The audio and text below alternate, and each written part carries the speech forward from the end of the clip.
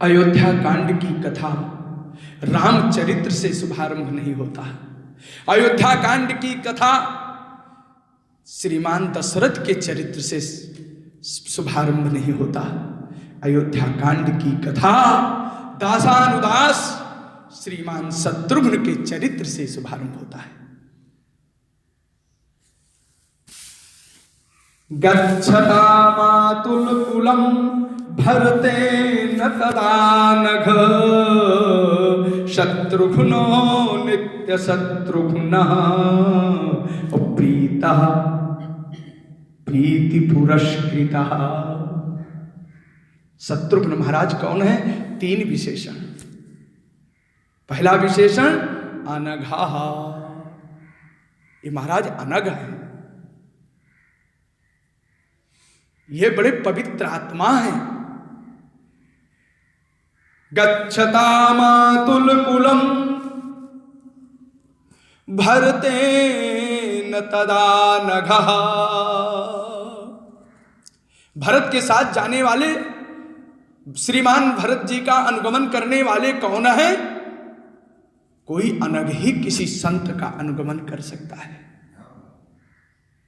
भरत संत है, वैष्णव है, और वैष्णव के साथ तो कोई दासानुदास ही रहेगा। एक बात और, भगवान की सेवा करना तो सरल है, किसी संत की सेवा करना सबसे कठिन है। और जो संत की सेवा कर देता है उसके जीवन में 4 चांद लग जाते हैं। गच्छता मातुल कुलम भरतेन तदा नघः अनघा ईर्ष्या द्वेषादि रहिता निष्कलंकः अनघा पाप रहिता। ये महाराज अनघ है, इनके अंदर में कोई दोष नहीं है। दूसरा विशेषण शत्रुघ्नो नित्य शत्रुघ्नः। ये केवल शत्रुघ्न नहीं है, ये तो नित्य शत्रुघ्न है। राम से अधिक राम कर दासा। ये कैसे शत्रुघ्न है महाराज? ये तो नित्य शत्रुघ्न है। तो नित्य शत्रु कौन है? नित्य शत्रु तो हमारे विकार है, काम है, क्रोध है, लोभ है, ईर्ष्या द्वेष है, पाखंड है। ये हमारे नित्य शत्रु हैं जो हमारे मन में उपजते रहते हैं और समाप्त होते रहते हैं। तो महर्षि वाल्मीकि जी के कहने का भाव है कि जो शत्रुघ्न के नाम का कीर्तन करता है उनके ये सारे रोग नष्ट हो जाते हैं। काम क्रोधादि नित्य शत्रवः, ईर्ष्या द्वेषादि नित्य शत्रवः, और तन निवारकः शत्रुघ्न नित्य शत्रुघ्न। ऐसे नित्य शत्रुओं के निवारण करने वाले कौन है? शत्रुघ्न जी महाराज है। तीसरा विशेषण बड़े काम का है, प्रीतः नीतः प्रीति पुरस्कृतः। नीतः प्रीति पुरस्कृतः। ये महाराज प्रीति पुरस्कृत है। प्रीति पुरस्कृत का भाव क्या है? श्री रामायण शिरोमणि टीकाकार ने एक भाव दिया, कहा भैया ये नीतः प्रीति पुरस्कृता है, प्रीत के साथ नीत शब्द जुड़ा हुआ है, छंदोभंग भी नहीं हो रहा है। तो कहा महाराज ये राम की सेवा करने से पहले इन्होंने श्रीमान भरत की सेवा करने की इच्छा व्यक्त की। कहा क्यों? जो एक बार राम को देख लेता है उसका मन तो राम में आसक्त हो जाता है। फिर क्या शत्रुघ्न ने राम का दर्शन नहीं किया? तो कहा किया।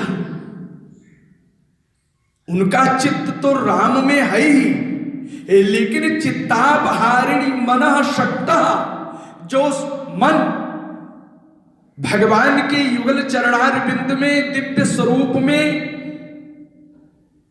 लग चुका है या लगने वाला है, उस अपने चित्त को, अपने मन को बरात वहां से हटा करके रामदास भरत की सेवा में, उनके ध्यान में, सेवा में अपने मन को लगा दिया। इसलिए प्रीति पुरस्कृता, और इससे भगवान प्रीता संतुष्टा, इससे भगवान संतुष्ट है शत्रुघ्न के ऊपर।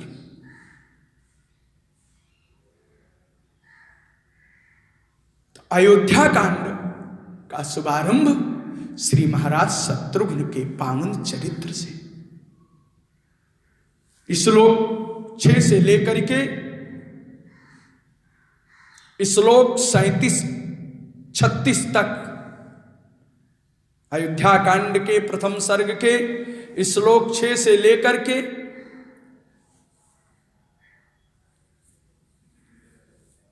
श्लोक 34 तक, श्लोक 34 तक भगवान श्री राम के 108 गुणों का वर्णन है।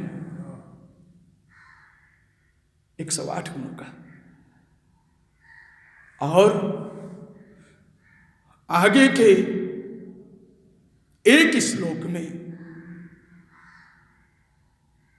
चक्रवर्ती सम्राट श्रीमान दशरथ जी के द्वारा राम के 5 गुणों का वर्णन है।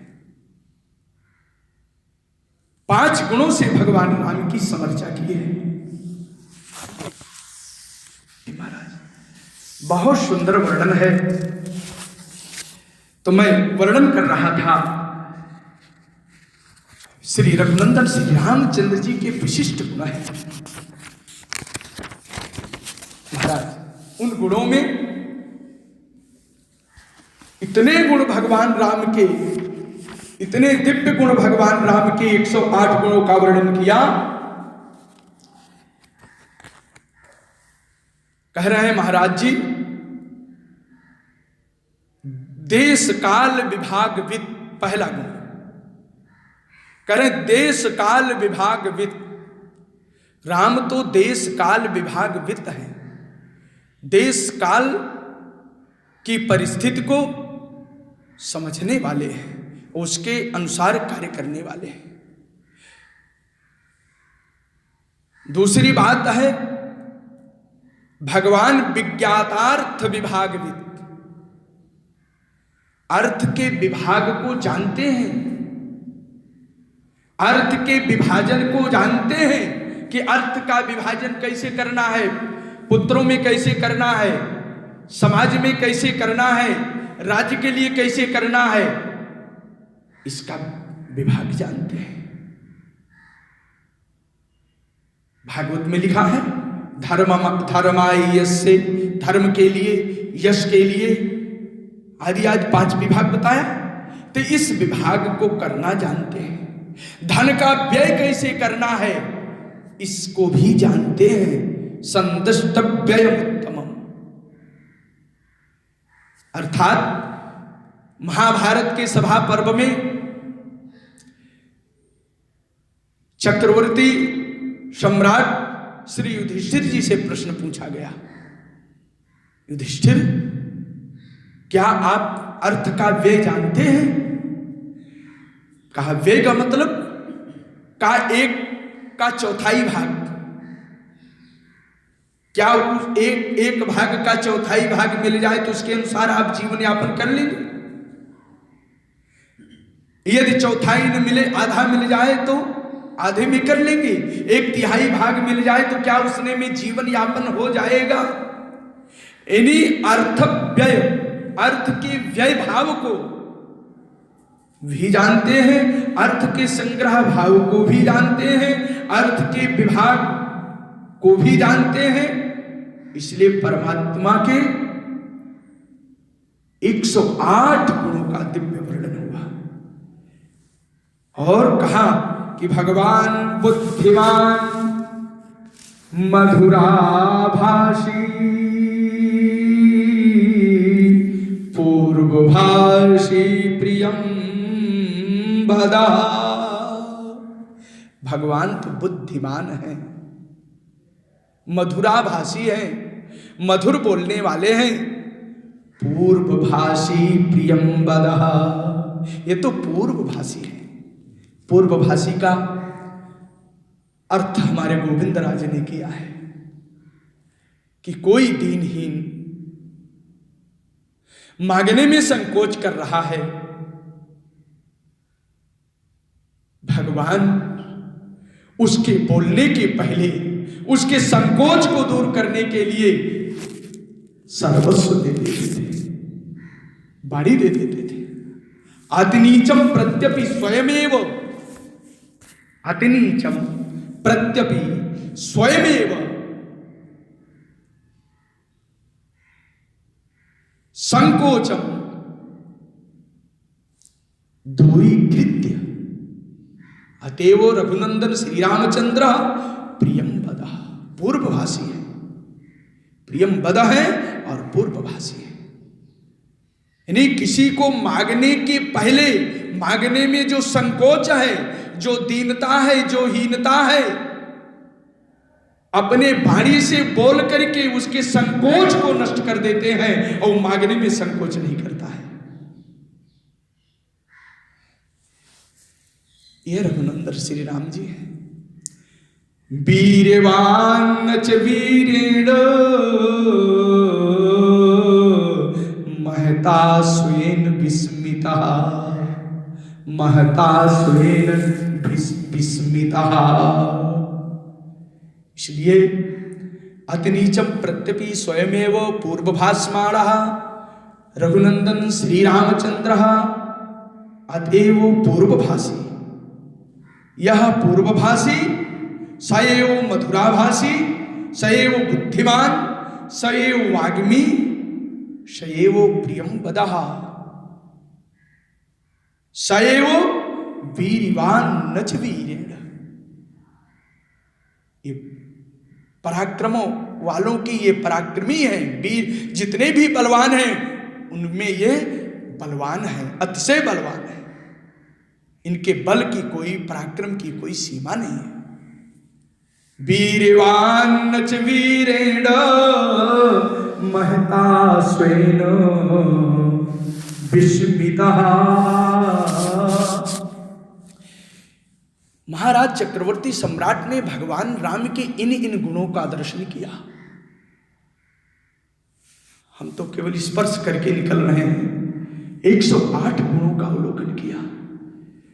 अब तो राम मेरे से भी अधिक बलशाली हो गया है, अब तो राम मेरे से अधिक गुणवान हो गया है। मत्तश्च गुणवत्तरा, प्रजा मेरे से अधिक इसको प्यार देती है, प्रजा मेरे से अधिक इसको राजा मानती है, राजा के रूप में चाहती है। क्यों न राम को राजा बना दिया जाए। ये विचार किया चक्रवर्ती सम्राट ने। विचार की दृष्टि से एक दिन बहुत बड़ी सभा का आयोजन किया। उस सभा में 2 पुरोहित हैं। चक्रवर्ती सम्राट महाराज दशरथ के 2 पुरोहित, वशिष्ठ और वामदेव।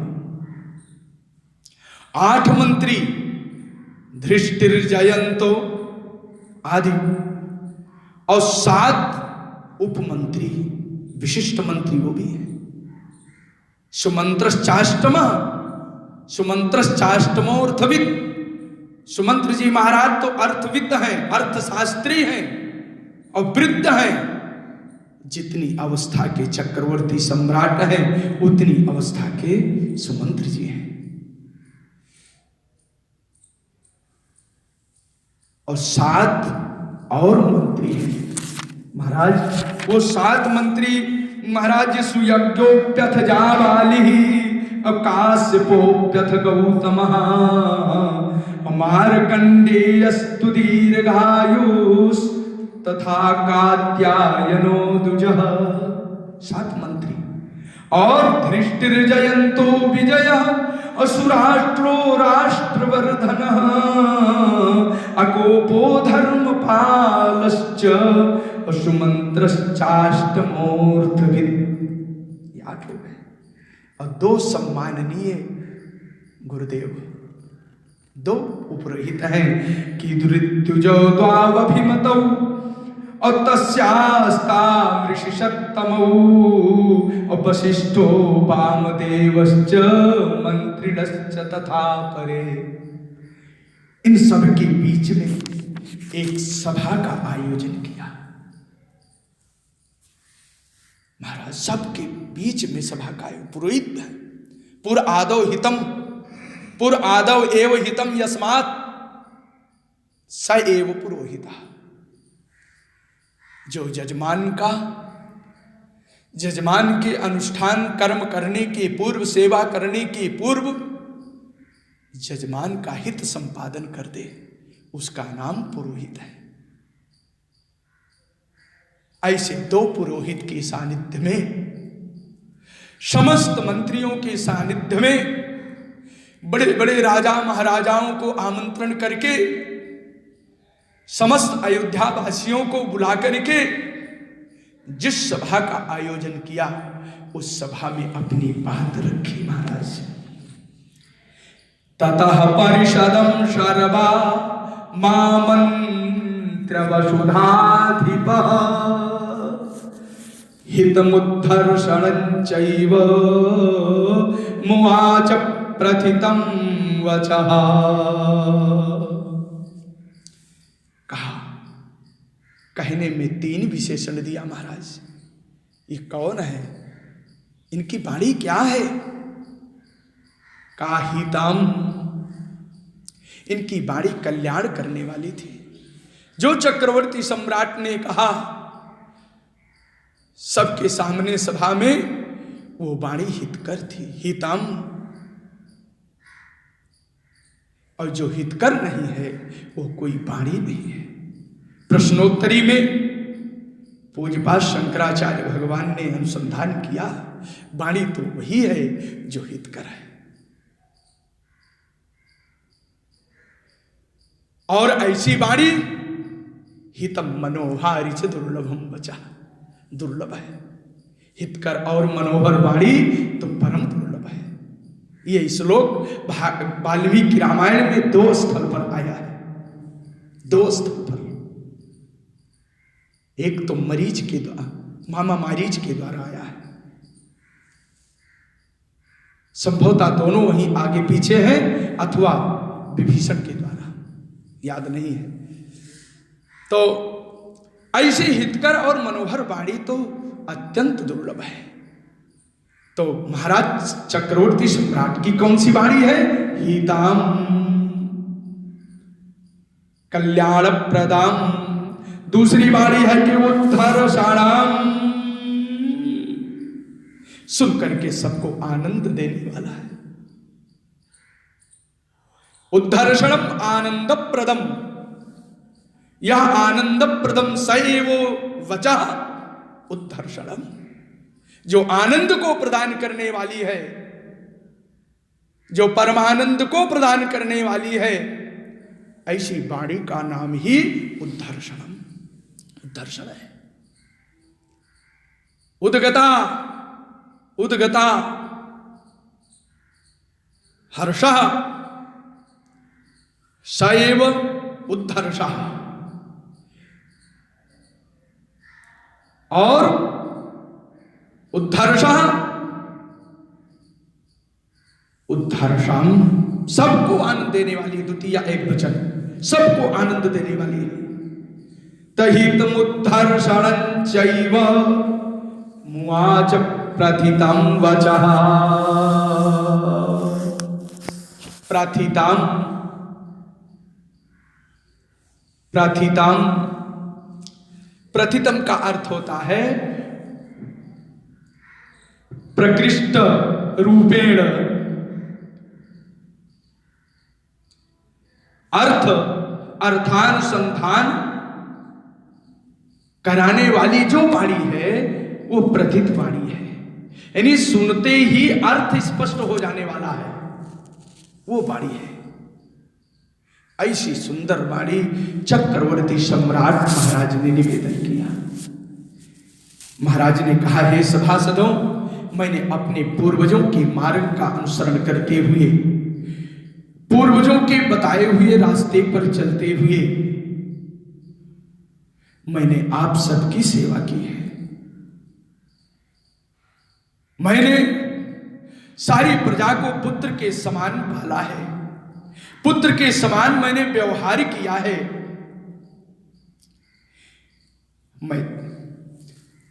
मेरी इच्छा है, यदि आप आदेश करें तो मैं आपके चरणों में सब जनता जनार्दन के प्रति निवेदन करूं। सबने एक स्वर में कहा, महाराज आप कहिए। मैं आपको एक राजा देना चाहता हूं, मैं आपको एक राजा देना चाहता हूं। वो राजा कोई दूसरा नहीं, वो राजा तो राजा के रूप में मैं अपने राम को देना चाहता हूं, अर्थात राम को राजा बनाना चाहता हूं। आप सबकी क्या राय है? एक स्वर में सब खड़े होकर के बोलने लगे, हे महाराज, आपकी ये वाणी मुझे मंजूर है। मैं तो राम को राजा के रूप में देखना ही चाहता हूं। अनेक वर्ष सहस्रो बुद्धिस्त्वमसि पार्थिव, शरामं युराजानम अभिषिञ्चस्व पार्थिवम्। हे चक्रवर्ती, हे राजाधिराज, हे महाराज दशरथ, हजारों हजारों वर्ष आपने प्रजा की सेवा की है। आपने मुझे सत्य बोलना सिखाया है, आपने मुझे सत्य का पाठ पढ़ाया है, आपने मुझे सत्य का अनुसरण करना सिखाया है। मैं सत्य कह रहा हूं, राम के सिवा मैं किसी दूसरे को राजा चाहता ही नहीं। मेरे तो राम ही राजा।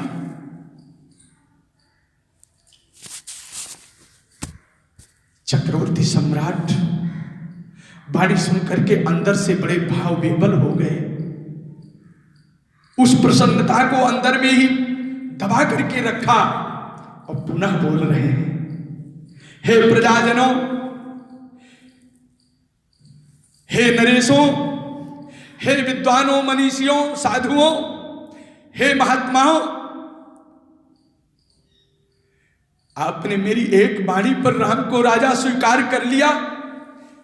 आप बताओ, क्या मेरे में कोई कमी है? क्या मेरी सेवा से आप ऊब गए हैं? आप राम को राजा क्यों चाहते हैं? क्या बात है? कला तो देखिए चक्रवर्ती सम्राट की। आप राम को राजा क्यों चाहते हैं?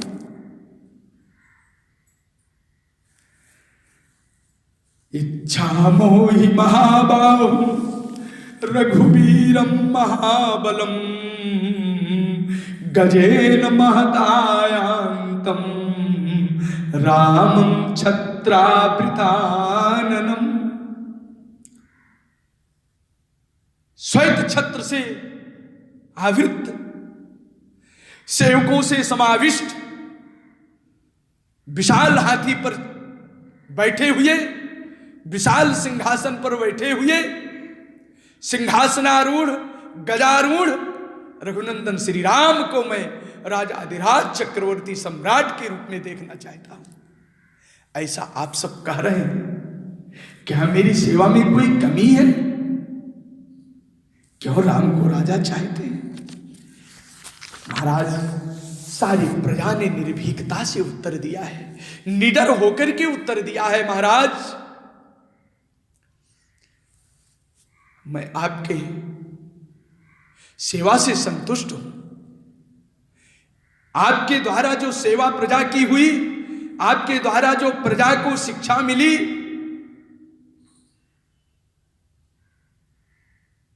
वो संसार में कोई नहीं दे सकता है। लेकिन हे चक्रवर्ती सम्राट, हे चक्रवर्ती सम्राट, इक्ष्वाकु महाराज से लेकर के और चक्रवर्ती सम्राट श्रीमान दशरथ तक, अर्थात आप तक, अब तक इस कुल में जितने राजाधिराज हुए, उन समस्त राजाओं के मध्य में राम से बढ़ करके कोई राजा होने लायक नहीं है। ना अब तक हुआ है और ना आगे होगा। हे राजाधिराज, आपने निर्भीकता का पाठ पढ़ाया है, इसलिए निर्भीक होकर के मैं आज चरणों में निवेदन कर रहा हूं कि राम तो आपसे भी अधिक गुणवान है। राम आपसे अधिक गुणवान है। इक्ष्वाकुभ्योऽपि सर्वेभ्यो ह्यतिरिक्तो विशांपते। राम के समान तो कोई गुणवान है ही नहीं।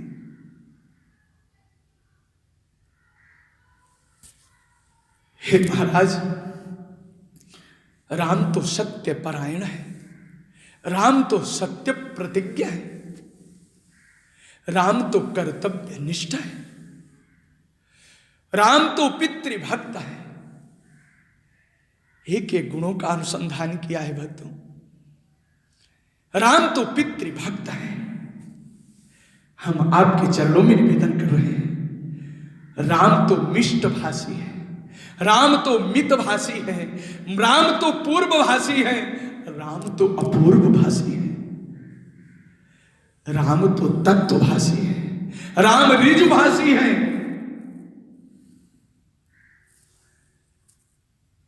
हे चक्रवर्ती सम्राट, ये रघुनंदन राम तो आपके गुणों से भी अधिक गुणवान है। मैंने आपके मुख से सुना है, मत्तश्च गुणवत्तरः, मेरे से भी अधिक राम गुणवान है। बहुश्रुतानां वृद्धानां ब्राह्मणानां उपासिता। बहुश्रुतानां, राम तो बहुश्रुत हैं, बहुश्रुत हैं, बहुतों की सुनते हैं और सुन करके सबके अनुसार सबकी अभिलाषा पूर्ण कर देते हैं। राम बहुश्रुत है।